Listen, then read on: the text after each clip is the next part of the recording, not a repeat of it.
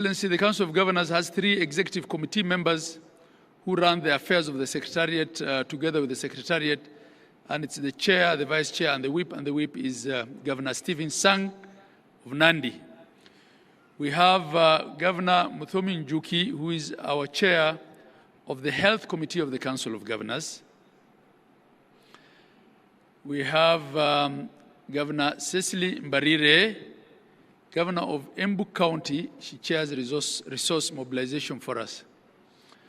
We have our Chair of Agriculture, Speaker Emeritus, who is the Governor of Bungoma, Kenneth Lusaka, Excellency Kenneth Lusaka. We also have Governor of Siaya County, James Orengo, Excellency James Orengo. We have the Governor of Kisumu County, who chairs for us the Committee on Lands, Housing, Urban Development, Excellency Professor Anyang' Nyong'o.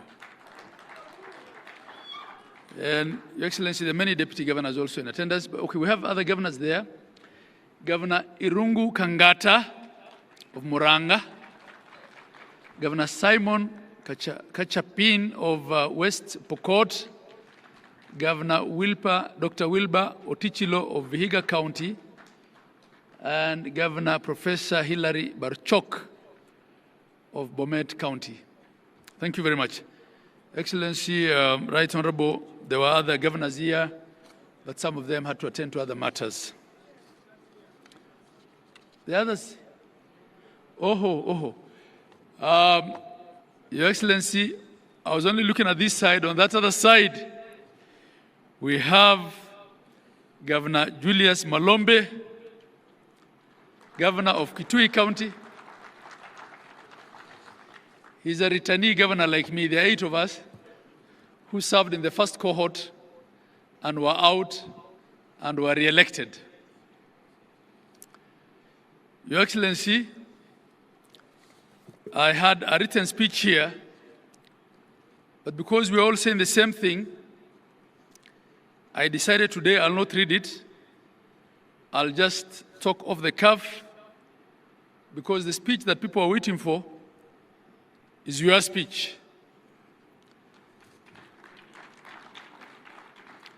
But I'll just say a few things, and I hope by the time I finish, the Right Honorable the Prime Cabinet Secretary will be here so that he can speak before you. You are our chief guest for today. So we're also trying to avoid any protocol hitches. Your Excellency, may I take this opportunity to welcome you officially to DEFCON 2025. I want to say that in Kenya, there are different sets of truths. It appears that everyone makes their own set of truths. But there are 3 sets of truths that we all seem to agree on here. And you've heard that from the speakers who were here before me as well. Truth number 1 is that devolution has worked for Kenya. It has delivered. It has done its bit to equalize this country. The Right Honorable Prime Minister, we are not all students of history. No one in this room understands probably better than you. No one understands better than you in this room. Maybe the only other person who I would say has a lot of institutional memory and knowledge on our political history here is Professor Anyang' Nyong'o. No one understands better than you the history of Kenya,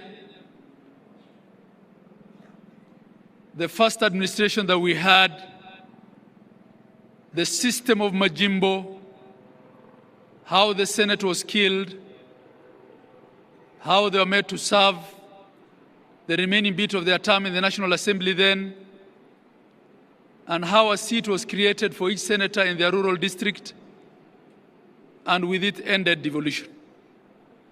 With it ended Majimbo. Your Excellency, no one understands better than you the struggle for the second liberation, the various drafts that we had,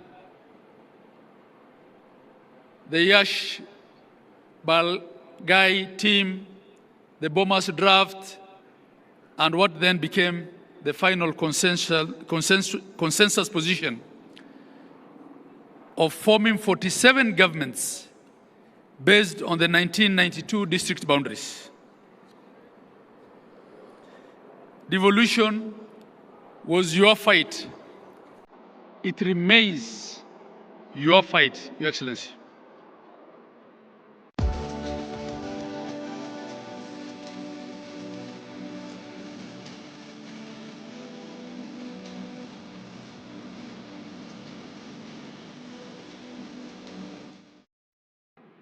I have appreciated that, yes, devolution has been accepted. Yes, it has been given some resources. Yes, it's doing a lot of good work. But the centralist mindset in the national bureaucracy still regards devolution as a spoiler of things. It's still the scapegoat. It attracts more flack, more blame than resources. We still quarrel about the quantum of resources. And Gladys had mentioned that this year, as part of the MOU that you had with His Excellency the President, you had yourself suggested 450. We probably got the highest increase in a long time at about 30 billion, but we're still at 415. We're still struggling with issues to do with timely releases and timely disbursements.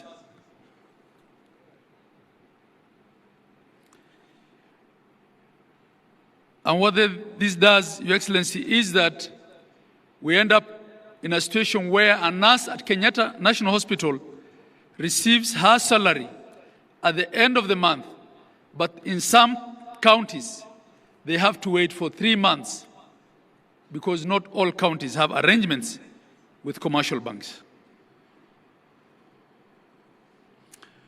We still contend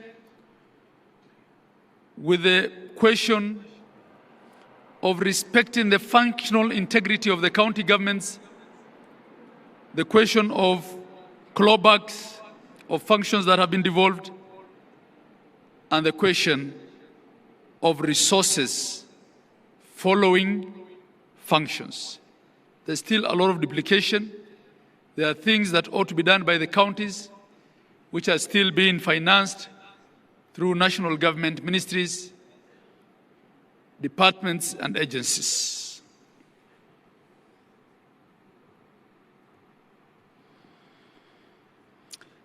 Your Excellency, counties have to still contend, and this is a matter that needs to be looked into, with a duplicity of oversight. Our understanding as governors was that the first level of oversight for the county governments was the county assemblies, and that governors will then be called to the Senate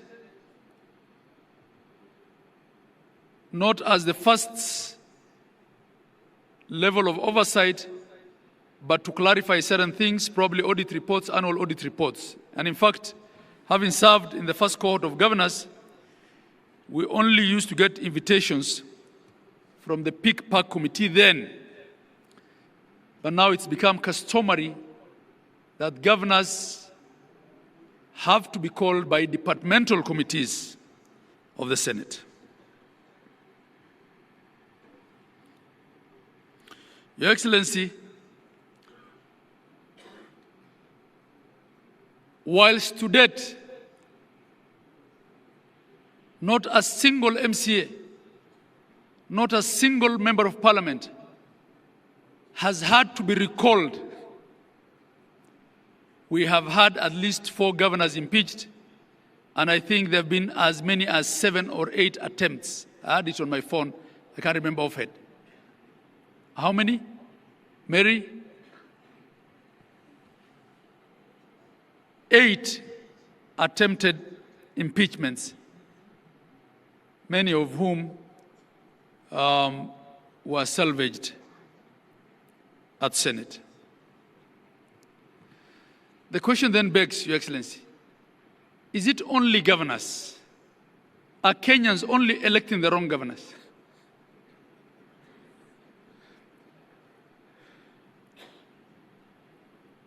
Is it only governors that are so bad that they have to be impeached and can't finish their term? Of course, we have one instance of a deputy president that has been impeached. And up to date, I don't think we have a clear impeachment law for governors that sets the threshold. We're still relying on the constitutional provisions and the question of the County Governments Act. Your Excellency, the weaponization of the fight against corruption is another matter that we have to address openly. If you look at the annual budget, it's 10 to 13% of the annual budget that gets devolved, which means 87 to 90% of the budget is still sitting at the center. But this week, Your Excellency, the national media had headlines about corruption in counties, trying to take the thunder out of the devolution conference. It's as if the only thing the counties do is corruption. It is not the case. May I also take this opportunity to welcome the Prime Cabinet Secretary.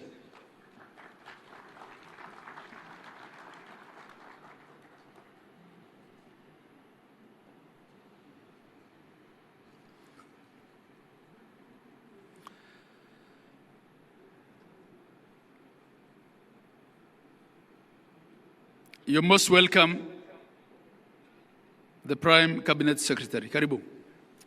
I was buying a little bit of time so that you can come in. Thank you. So, Your Excellency, I'll move much faster. So I was talking about corruption. Yesterday, His Excellency, the President, I think, in a very open and clear manner, spoke to the question of what I call non-executive corruption. Corruption in other arms of government. Your Excellency, as a Council of Governors, we feel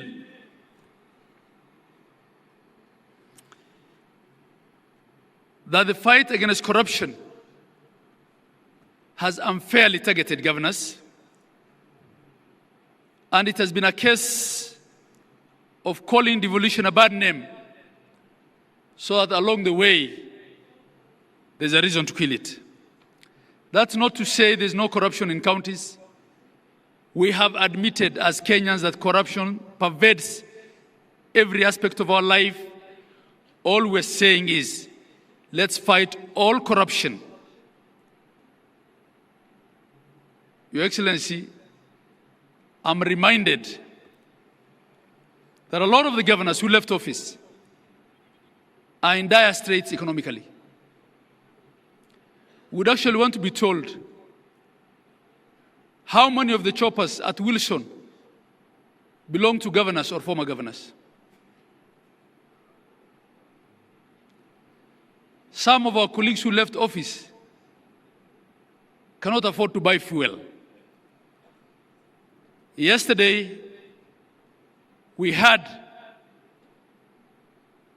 how there is an impending law to give pension to MCAs. MPs have pension. Why can't governors have pension? Why do we want to pride as a nation that our governors, some of whom have served 2 terms, don't even have, in fact, had it not been for SHA, probably, medical cover? Your Excellency, my colleague from Garissa usually says being a governor is like working in a landmine. You have to buy your peace at every level.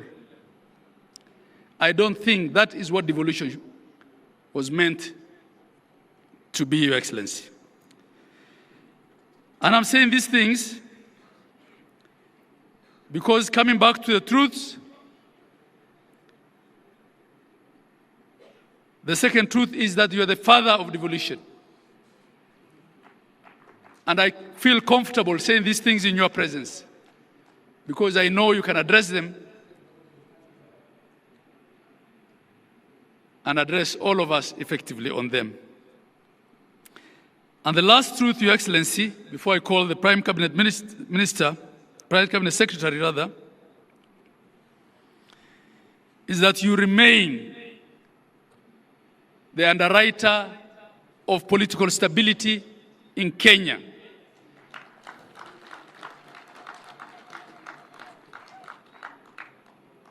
Your detractors will say all manner of things. The fact of the matter is that we almost lost this country as a result of the Gen Z protests and demonstrations, which turned into riots. You were magnanimous enough to allow members of your party to join government as ministers so that Kenya can be stable. Your Excellency, without Kenya being stable, a lot of these counties will be no more because the architecture of our financial system here is that we depend largely on equitable share to provide services. So I want to ask you to continue being the father of devolution, the underwriter of devolution, and the stability. We come together from all walks of life, all over the world, to experience the extraordinary. Standard Chartered brings us together to embrace possibility, enabling us to exceed our limits. Together, we can experience greatness in more ways than one. By breaking barriers, unlocking our full potential, and being a part of a worldwide journey that starts with a single step. All proceeds from the marathon go towards Future Makers by Standard Chartered. Register now for the Standard Chartered Nairobi Marathon. Together, we run farther.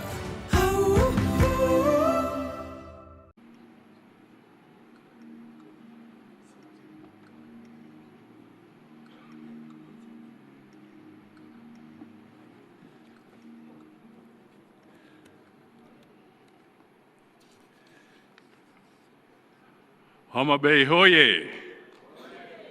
Homabay hoye! Umwami, the Right Honorable Prime Minister Raila Odinga, all governors present, cabinet secretaries present, all our legislators who are present, all MCAs in the hall, distinguished guests, ladies and gentlemen. I will try and just make some 2 or 3 points, and then I will hand over my written remarks to the Chair of the Council so that it can go into your library for further conversation at a later stage. so I'll completely reduce my remarks. But I just want to say that I'm happy. There's usually a phrase in English, they say, in the nick of time. I had seen the program and I was supposed to be scheduled to take the podium at about 4. But thanks to technology, because then I was able to realize that Umwami Raila has arrived, and I had to adjust my engagements elsewhere so that I can be here with him. So, and of course, let me give accolades to Governor Gladys Wanga and her team in the county for putting together a very, very colorful and important function for governors and for the country. Your Excellency Raila, we are standing here because devolution, in a way, is the product of different factions of our political landscape coming together. You will recall